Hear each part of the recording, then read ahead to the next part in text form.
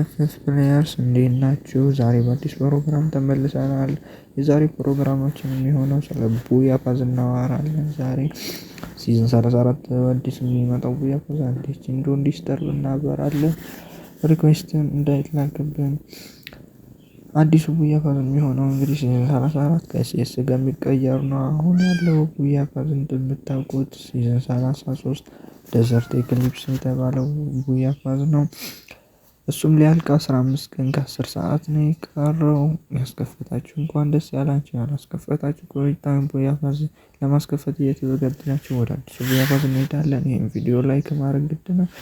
አዲሱ ቡያ ፓዝ እንግዲህ የሚሆነው ሲልቨር ላይኒንግ ነው።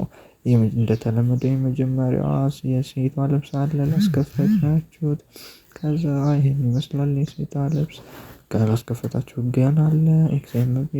ከዛ ላላስከፈታችሁትም አሁንም ሎት ቦክስ አለ። ይሄን ይመስላል ሎት ቦክሱ።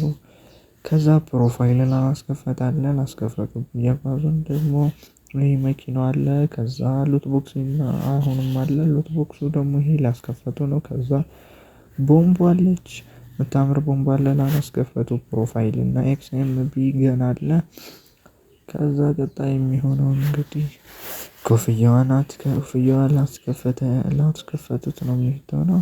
ላስከፈተ ሰው ነው። ላላስከፈተ ቡያ ፓዙን ፓራሹት አለ። ከዛ በኋላ ላይ ቡያ ፓዝ ላስከፈተ እንዲሁ ባግ አለ፣ መብረቂያ ያላት የምታምር ባግ አላት። ከዛ ስኬትቦርዱ የሚያምር ስኬትቦርድ ላላስከፈቱ አለ። ከዛ በኋላ ላይ ላስከፈተ ቡያ ፓዙን ኢሞት አለ። ኢሞት ይሄን ይመስላል እንግዲህ የሚያምር ኢሞት አለ።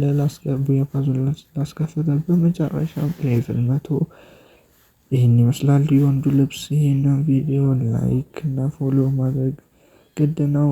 ላይክ አድርጉ እባካችሁ። ይመቻችሁ።